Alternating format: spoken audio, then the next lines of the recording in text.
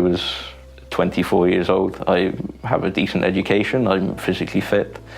How could this happen to me, sort of thing? And a guy pulled up next to me in a car, quite an expensive car. He said that as well as working, he'd give me somewhere to stay. We were working up to 15 hours a day. I've seen people attacked with work tools, with spades, with pickaxes. It's really, really difficult for people to understand that it could happen to anybody.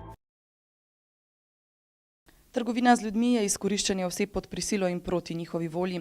Je ena najhitreje rastočih oblik kriminala na svetu. V Evropski uniji so med letoma 2013 in 2014 zabeležili 15 846 žrtev. Trguje se z namenom spolnega izkoriščanja, prisilnega dela zaradi pridobivanja človeških organov in za delo v gospodinjstvu. Večina žrtev je žensk in deklic. Več kot polovica je mlajši kot 25 let. Leta 2011 je Evropska unija sprejela direktivo za preprečevanje trgovine z ljudmi, na osnovi katere učinkovito preganja storilce kaznivih dejanj in bolje ščiti žrtev.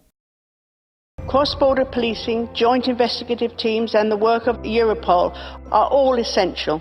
That is not enough. We must continue to raise the issue, educate the people to see the signs and report those signs to make sure that we can fight these crimes together, which are cross-border and very complex by their very nature.